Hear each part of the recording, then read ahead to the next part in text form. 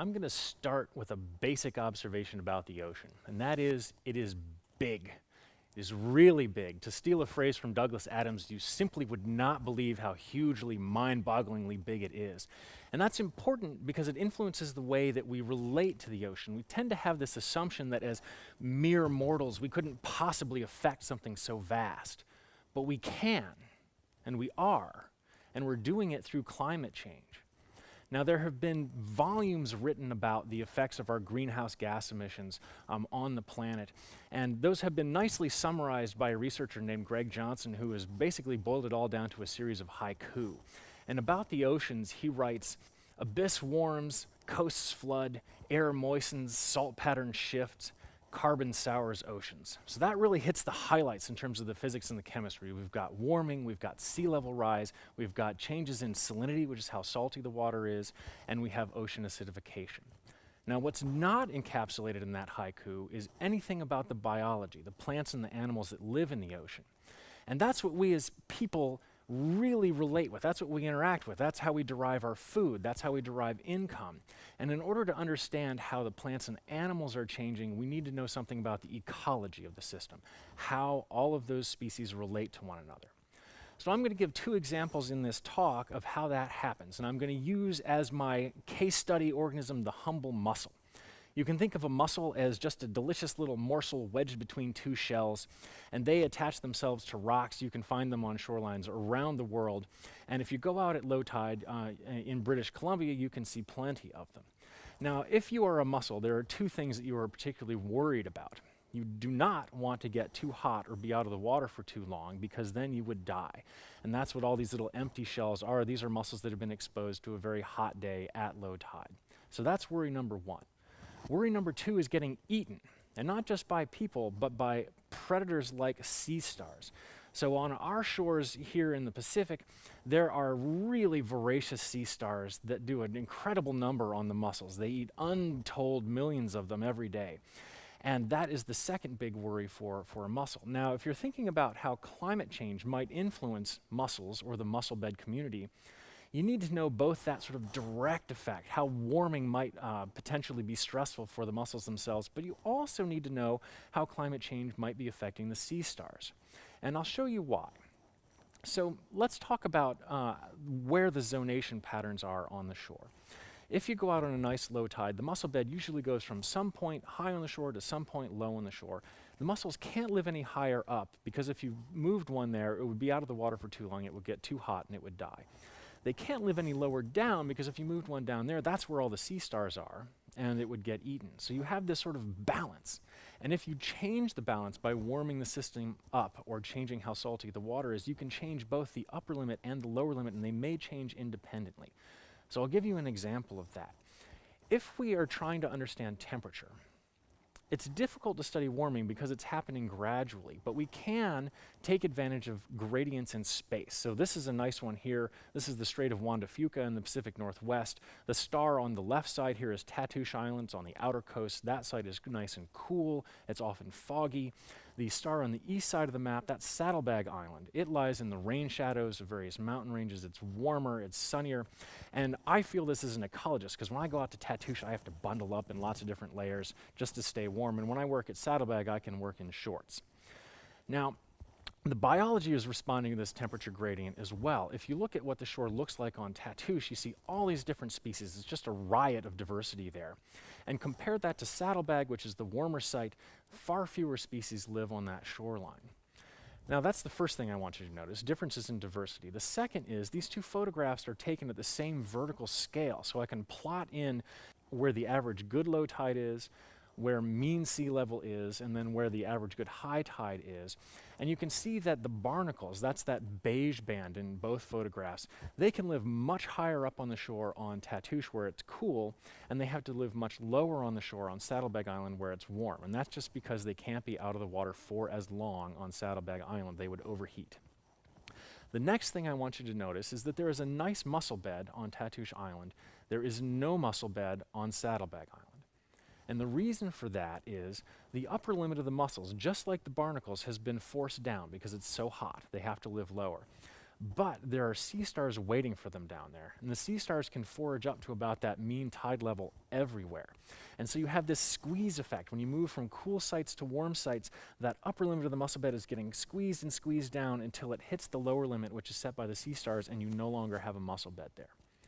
So we can use this as sort of a proxy for what we expect climate change to look like. But it would be nice if we could actually test that, if we could apply some real data to this. And so when I arrived at UBC, one of the first things that I did was I went to the library and I looked for old theses just in case someone had some data from this area on zonation patterns for these animals. And I got lucky because there was a guy named Tom Widdowson who had done his master's degree in he had done the work in the 1950s, and he had actually visited all of these sites along the south coast of Vancouver Island and had measured how high up on the shore the mussels lived and the barnacles lived. And I love this thesis because it's old and you open it and it smells old and it's probably never been checked out. And in the very back there's this appendix and it has these really brief descriptions of how to get to the sites. You must walk to the end of Rock Bottom Creek and then turn left and go 900 meters and there you will find this rock formation. Collect your data there.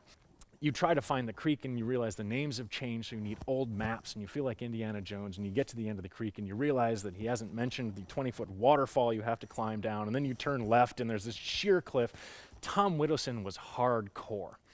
He was also incredibly helpful for this project. I was able to get in touch with him and he provided me with Google Earth coordinates for all of this, so I really feel like I was able to get back to right where Tom was working. Now, when he was collecting his data in the 50s, he found that the barnacles lived nice and high on the shore, and then you have the upper limit and lower limit of the mussel bed, and that was about a vertical meter. So you can think of the shoreline, as maybe like this. When I returned to these same sites 52 years later, I found that the upper limit of the mussels, the upper limit of the barnacles have both been forced downshore. It is warmed by about 3.5 degrees. Summer air temperatures in Victoria are now 3.5 degrees warmer on average than they were in the 1950s. So that is what's forcing the species downwards. That lower limit of the mussel bed, though, you'll see that that is in the same place it's always been, and that's because the sea stars are able to maintain it there. And as a result of this squeeze through time, we've now lost half of the mussel bed in just 50 years. And the mussel bed is a really key habitat for hundreds of other little species. So this is a sort of a silent biodiversity crisis that would have gone unnoticed if we hadn't been fortunate enough to have some data to demonstrate this change. Now that was an example where primarily the action was at the mussels, and it was just the sea stars were serving as a blocker down here, preventing the mussels from shifting down. It can work by having climate influences directly impact the sea stars. And for that example, I'm going to bring you in closer to Vancouver. This is an aerial image of the lower mainland of British Columbia, and you can see the Fraser River flowing out here and putting that light blue plume of freshwater and silt into the Strait of Georgia.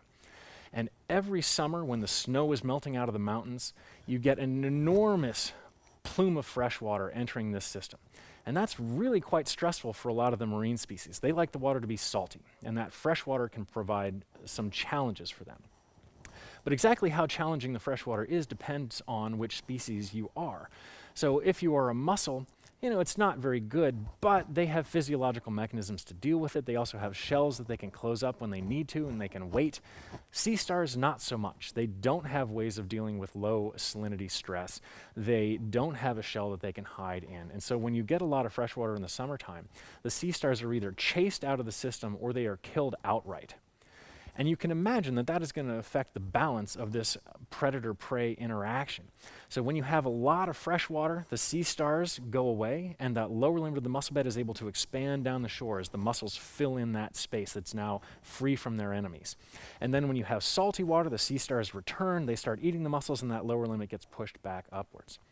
And just like we can use a spatial gradient in temperature for exploring warming effects, we can use this spatial gradient in saltiness to explore the effects of this on sea stars and mussels and where they live.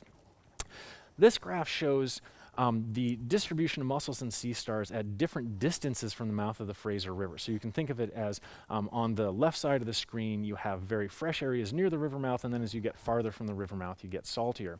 And you can see a few things. First of all, I'll fill in the mussels here in gray. The mussel bed is very broad when you're close to the river mouth. They can live very low on the shore and very high on the shore. As you move to saltier areas, that upper limit stays in about the same place, but the lower limit is getting pushed up and up and up. And that corresponds with where the sea stars are living, or where they're able to get to forage, to feed. So this suggests that as things get saltier through time, the sea stars should progressively eliminate mussels from below this time and potentially squeeze the mussel bed out. And we know that the Strait of Georgia has been getting saltier through time. And that's because we've been getting less and less of our precipitation falling as snow. And with less and less snow, we have less and less of this big pulse of fresh water coming out of the Fraser River in the summertime. The strait stays a little bit saltier in the summer. And in theory, that should favor the sea stars, and we should see fewer mussels. Now, do we have any evidence that this is really happening? I have looked and looked for good data sets on this, and unfortunately, they just aren't out there. But every once in a while, you get lucky in other ways. When I was assembling the data for this particular figure, I was traveling with 2 undergraduates. We were carrying a rotating laser level to measure in the zonation patterns. We were wearing bright yellow rain pants because that's what biologists do. And when you wear yellow pants and carry lasers, you look suspicious. And there's some advantages to looking suspicious because people will come and talk to you when you're down in front of their cottage with your yellow pants and lasers. And one of the people I met in this way was a man named Gord Sluggett on the Sunshine Coast. And we got to talking, and I asked him, well, how long have you been coming to your cottage? And he said, oh, geez, since I was a kid in the 1950s. And I asked, have you seen any changes on the shoreline in that amount of time? And one of the things he mentioned was there used to be more mussels. And I was very excited because that was my hypothesis. It used to be fresher. That should be bad for the sea stars. There should have been more mussels. So I asked Gord, do you have any pictures of this? And he was incredibly kind. He dug through the family archives and found this photo of he and his sister and his cousin on top of this really identifiable rock.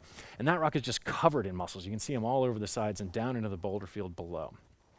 After talking to me, he and his sister climbed back up onto the rock 51 years later. And you can notice a few changes here. First of all, the humans are older. Second, the humans are smarter because now they use a ladder instead of the rope. And then finally, the mussels are largely gone. Whereas they used to cover all the sides all the way down to the bottom, you can see that the bottom half of the rock is now bare. And if you look extremely closely, it's just hidden in the shadow. There's a very narrow belt of mussels, and that's all that's left. And I'll be the first to admit this is only one site and it is only 2 time points, but it is consistent with the idea that as we get less and less snow due to warming, the Fraser River outflow is going to be muted. We'll have saltier conditions in the Strait of Georgia that should favor the sea stars, and this is exactly what you would expect to happen with the sea stars forcing the mussel bed up from below. So when thinking about the effects of climate change and how it's influencing ecosystems, whether in the ocean or anywhere else, I want to make 2 points. The first is changes are already happening. This is not just a problem we have for future generations, which is how it's often framed in the media. We've already had really sweeping changes in our lifetimes. And the second point I want to make is if you want to understand these changes, maybe predict them, maybe figure out what to do about them in advance, then you have to understand the ecology. You can't just worry about the mussel if you care about mussels. You have to know about the predators. You want to know about the diseases. You want to know what the mussels are competing with for food or for space to live. And that applies to all the species that we care about for various reasons, for whales, for eagles, for forest trees. If we want to understand how our natural ecosystems are changing, we really need to understand how these interactions among species are changing. And when we understand that, we can start to anticipate the changes and perhaps do something about them so that they are as painless for humans and for our natural ecosystems as possible. Thank you.